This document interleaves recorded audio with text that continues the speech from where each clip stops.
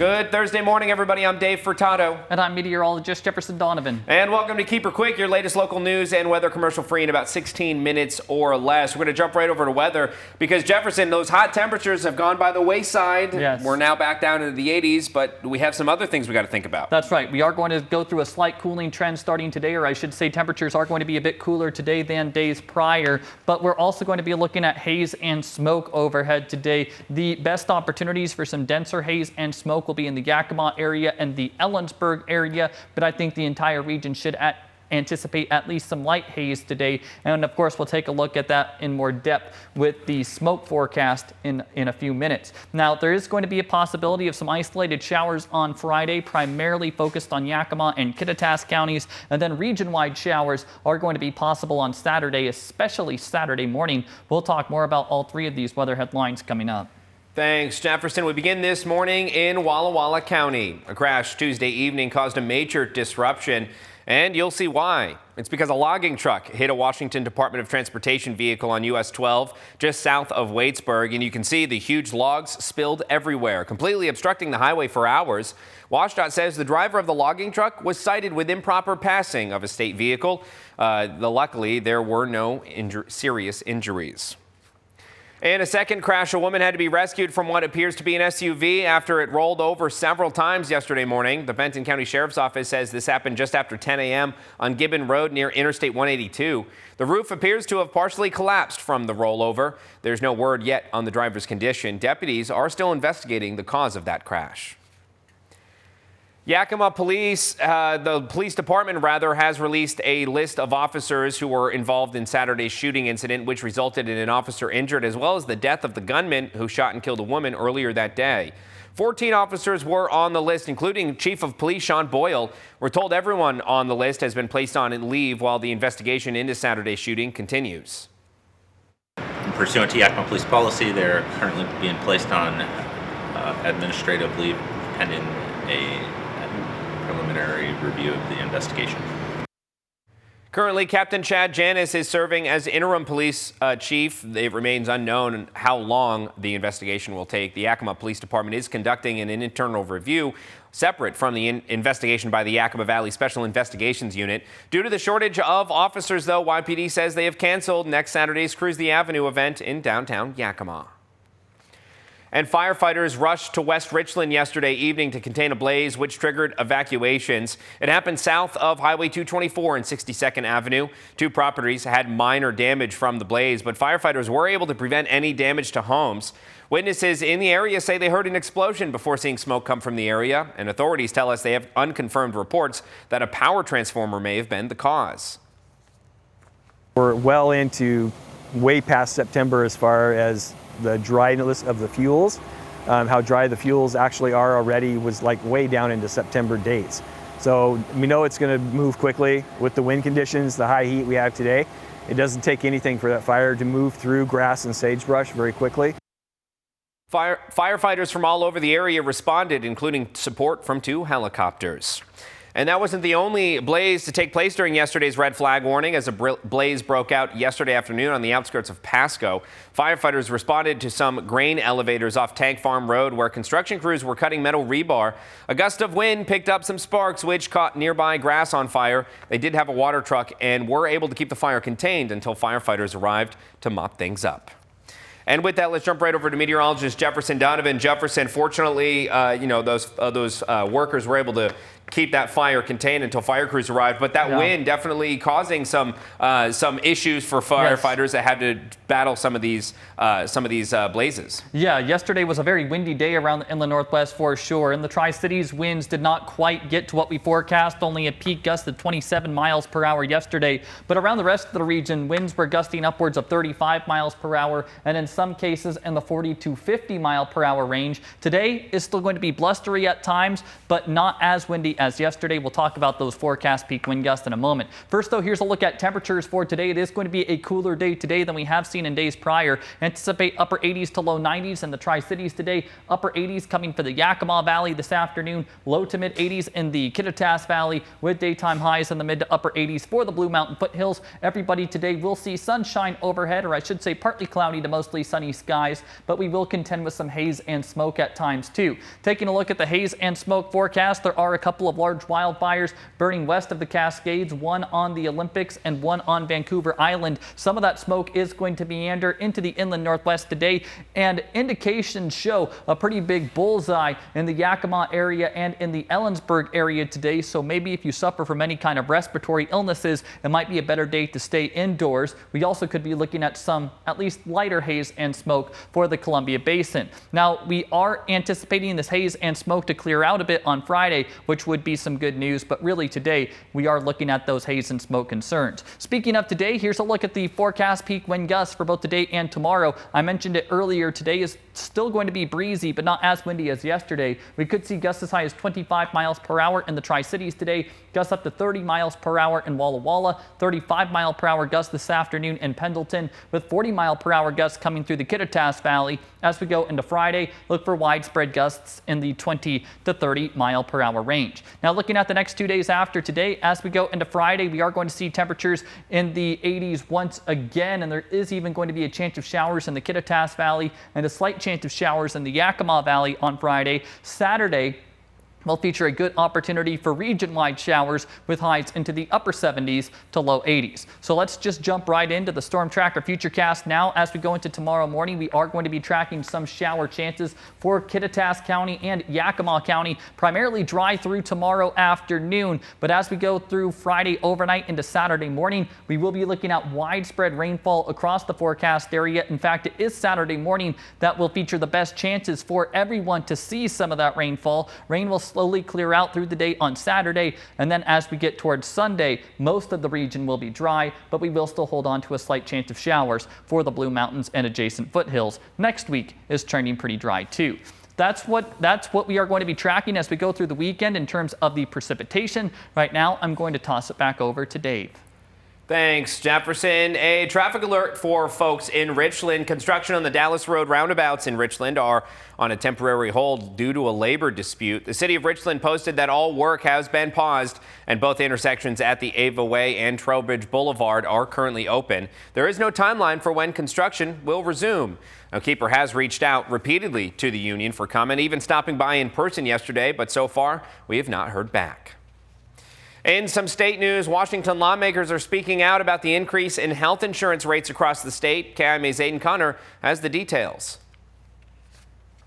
Washington State Senator of the Democratic Party, Maria Cantwell, has spoken publicly all across Washington State this week, most recently in Vancouver and Spokane.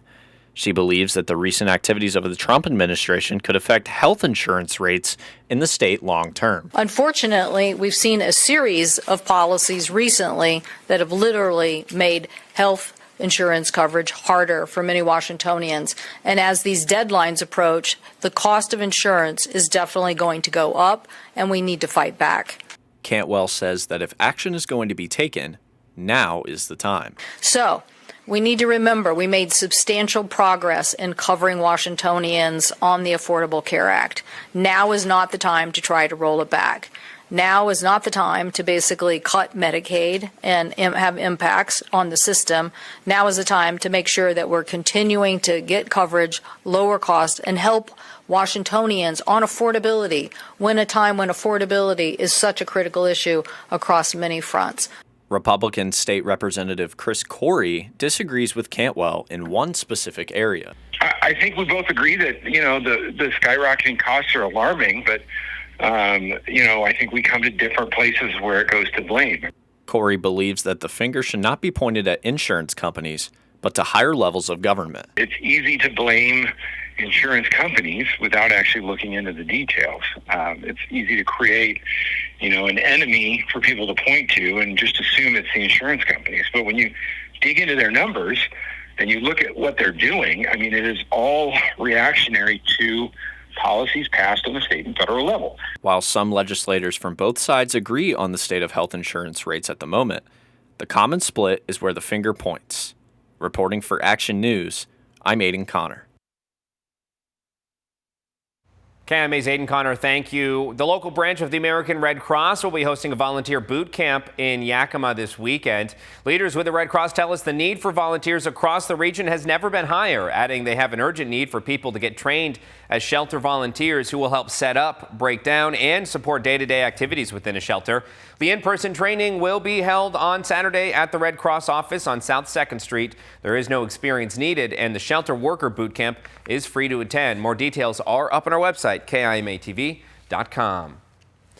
And a group of local women have earned national recognition for giving back to veterans in need. KIMA's Anissa Williams has that story.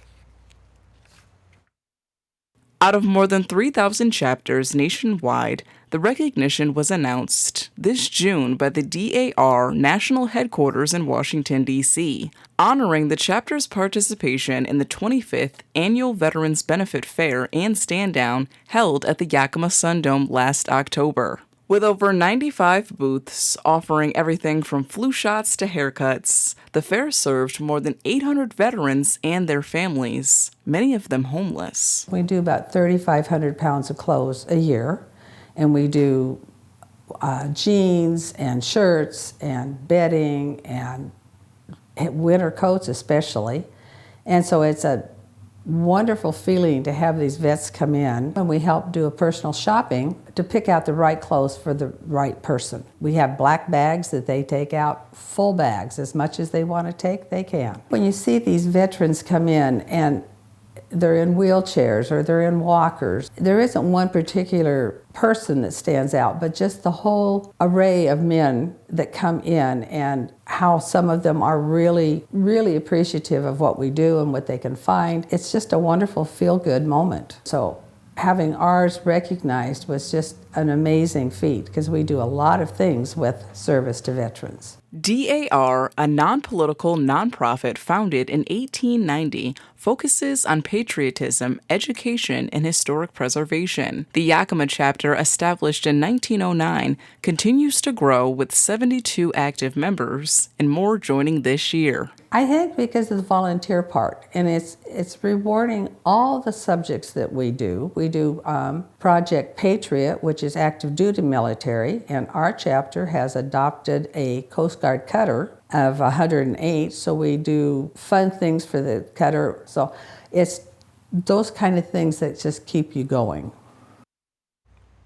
KIMA's Anissa Williams, thank you. And the chapter is planning to return to the Sundome this October to support the 2025 stand down, as well as welcome anyone who wants to donate, volunteer, or even trace their ancestry to join the group. More information can be found up on our website, KIMATV.com.